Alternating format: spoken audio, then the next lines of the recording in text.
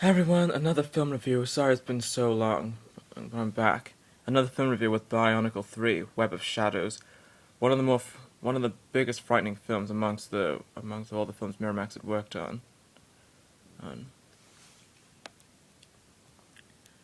and of course, that's what led 2006, 2008 to become more frightening. But then 2009 moved on to more bits of a sarcastic thing going on with all the other Lego brands nowadays. But regardless of that, let's get over this. The teaser case used to be what we saw in the booklet. I'll just show you in this the Colosseum view there, and all the webbing coated around there, and the title there, and the number was there. And the thing about the teaser case is that the numbers were sharper, but now when they finalized, they cut that sharp part right here. They cut that sharp part there, so it looks like so that way it fits into it.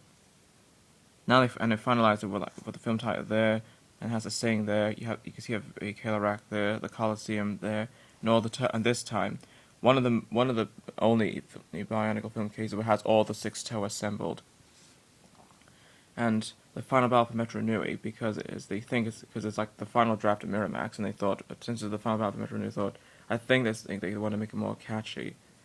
It's PG in UK and Ireland, and this time we have a Lego logo there, which we never had. Of course, US import of Legends of Metro Nui, they do. The United States import of Legends of Metro Nui, they do have that there, but in our country we don't. And the side has Redacted's icon rather than the icon on the front of the case compared to the previous 2 films, the film title and all that. The back has Vakama, Mato, and Noah covered in cocoons, another image of Mato covered in cocoons looking at the other side. The Kelarak, all the Viscerak covering up the cocoons, if you can see a cocoon there. A closer look at Kelarak after the Toa ambush and Redacted affecting Vakama, if you know why that is. The plot about the film, taking place after Legends of Metro Nui, and bonus features. The Explorer, of course, unlike the previous 2, we don't have the making of the film, which whatever the reason is, we don't see it at all. We do have the same Metro Nui Explorer, but instead of the one in Legends of Metro Nui where Nugent narrated it, to talk about the Metros and the Toa Metro characters and the Matoran appearances, and the Colosseum with Dumani, Vok, Nadik, and Kreka. This time, this Explorer is about villains it's about all the villains and the Rahaga, narrated by Wanua in the Ono Metro archives. A comic book, which is technically this issue. I think it's because this logo I think it's because it was the final issue that finalized this logo, and they thought to bring that back before 2005 ends, because halfway of the year they changed the DC logo to this, and they moved on to that. And after 2005, 2006 nowadays, we were stuck with that logo. So I think they kind of brought that back.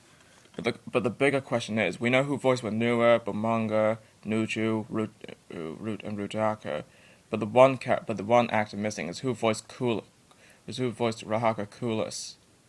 He is that part was missing. Who voiced Kulis is that's a big question. Bionicle 601 hadn't explained who voiced Kulis is in the comic adaptation. Neither did Wikipedia talked about that. But despite that, we have web film, which is technically the Search of the Mask of Life animated segments, which is only 2 episodes of Akama and Anua's. Searching for the Mask of Light. If you remember in this comic, they kind of brought hints about the Mask of Light stolen from Artaka to the Brotherhood, and Norax stole it back. Then Radaka transformed them into Rahaga, but they still have the mask in their hands. Sculpted in, hidden in Metro Nui, and then the Toho Horjika have to search for it. You guys saw the anime series, you know how it happened, and maybe and according to that episode, that's how it ended up in the stone which Takula later built in the first Miramax trap.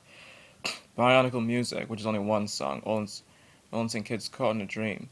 But the difference is that the song's called Caught in a Dream, which is 4 words, but the song says Caught Up in a Dream. They added a 5th word, which word up. Of course, there's only 1 song, and that song only. We don't have Hero, which is done by the same band. Bionicle 3 extras, which technically are the 2005 commercials, the Tohaga, the Tordiga, and the Viscerak. And the trademarks of the people, and the first time, and of course, this and Batman Begins introduced this label. This certificate is copy protected. The sound system, and subtitle selection, the color quality, film running time, which this is the longest of the first 2 Miramax drafts. the same widescreen format and the dual layer format, triggers like pause, copyright detail, UK contains mild fancy violence and all that. But the film also kind of plays a little bit of a sexual reference, of a little bit of a sexual reference with Rudaka. When it comes to Rudaka, it is a bit of a sexual reference with her, and copyright detail, and inside we have like a paper advertisement for which is on instead of how the first two drafts is like a folded out, it's a fold out one. It's just now it's a single piece of paper advertising the Toho Hordika and the Visarak beneath and the Titans. And the only Titan the only good guy Titan is Kitangu, while the two others are just villains, Sidorak and Rudaka. And the play sets, there's only 3 of them. Of course, there is a 4th playset, but that's never advertised anywhere, called the Visarak Gates. Of course, I kind of took this off a scene section shot myself. Seeing there weren't any, I decided to bring one out myself since Mask of Light gets out of it. Same for Legends of Metro Nui, and it's all the scene details. In Mask of Light, there used to be 12 scenes to select. The Legends of Metro Nui in this, now there's only 11. And of course, the Glotorian film, there's only 8 scenes, which I kind of feeling they're kind of lessening it down. Of course, I couldn't complain, and I found out about the Dark Knight Rises film, that according to Batman Begins, there used to be 30 chapters. Same with the Dark Knight and the Dark Knight Rises. It's now like 17 chapters. They kind of lessened it down. They kind of lessed it down a bit. Alright, so Bionicle, the only one with the chapters lessened down. The Dark Knight Rises is also the same. And the disc depicts the front case alright, with Bakam raising his Blazer Club. He's mirrorified. You can see the Karak and the Colosseum, whereas in other regions it's a different print. With the film title, the trademarks, and the rating certificate. Now, when I first began watching this, I was afraid there won't be that Amaya narration that Teragawa comic goes. Listen again to our Legends of Bionicle and in the Time Before Time thing, because this is focused on Metro Nui, and the Amaya of your Metro Nui is already done and talked about it. But then I was wrong. They do have to talk about just to previously explain, just to form a previous storyline that what happened. That the Tower did defeat each pterodactyl, alright, imprisoning the seal, and then they were victorious. And they thought darkness is already done, but the narration has to explain that they thought the darkness is done, but they were wrong. And a ruthless king, which you obviously know is Sidorak, a horde of poisoners, you know is the Visarak, and a malevolent queen, which is Rudaka, the more evil one, and are ready to get their hands on the Toa. But then, of course, different from the previous two, where the beginning has to show the Amaya view. This beginning was a bit different. Before I showed the Amaya, it began to show the Toa seal. When I saw the Toa seal scene at the beginning of the film, I thought it was like blood. I thought it was blood. Like it's supposed to bring birth to the Visarak horde, and the music played on the start when it did the Miramax intro did kind of freak me out, because like you're prepared to look at blood in Bionicle. Of course, that red flag is always seen everywhere. The Toa seal, or the Heartstone Rudaka placed on her breastplate. The stone that she scratched when she got foul-tempered at one of the Visarak, informing her the Toa survived. If you see the scene where Rudaka goes, "Why do you speak as if they're still alive?" Then the stone kept glowing red still on her heart plate. Then when the Toho Hordika emerged out of one of the gates and it's on their march to the Colosseum preparing the battle, and so did the Visarak, you could see a red light flashing out of it.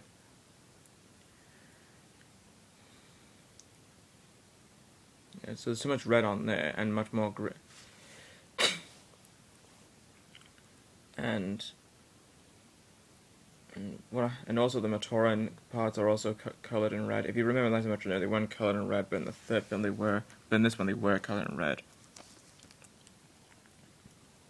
And one thing I found out about the Toho and one thing I kind of reacted about is that the Tower kind of talked too much, but then an ambush came out of nowhere. That could have obviously frightened everybody. And see this thing that makes the webbings on Kalarak, and so do the other horde. I think it's supposed to look frightening. That that if you get exposed by it, you could be killed. But little did we know that they weren't killed. They were obviously cupped in the cocoons. I'm feeling this might have been the reason the venom kind of. I have a feeling this kind of machine that kind of cups of the webbing might have been where the venom came from that transformed their bodies into this. Speaking of transformation, the transformation in this is different from how the comics and the others should have explained it. If you could see here, this comic, for example, let me get to their bodies, fully transformed, fully remains as usual. Well, they're still in the cocoons, and then they still remain as regular bodies. But then when they merged out, you can see the head and the arms already changed, and Matto's leg has already changed. So is his right arm, and so is his arm. Technically, they were fully transformed. The bodies were fully transformed instantly. But in the film, that's kind of a down point because that's kind of a down point from what I think, because the rest of the bodies were meant to transform. Like when you saw the webbings slither through Bakama's head, it would have been better if it did that, transforming his head and play a dramatic theme out of it. And his left arm pumps out of the cocoon. You see his arm and you see his left arm is transformed. Then his right arm comes out, and you can see his right arm is fully transformed. And then when the bodies explode, you can see when the cocoons explode, you can see the full bodies were transformed instantly. But actually, they did not do that. They thought it could be more. Whoever's idea about the transformation thing, in the film's way, kind of thought it would be dramatic that his arm would be transformed and green electrical current and transforms his body to make him more dramatic. But that kind of downs me a bit, because that's not what really happened, and that's not what was meant to happen. It's supposed to be the full bodies that transform, then they come out of there.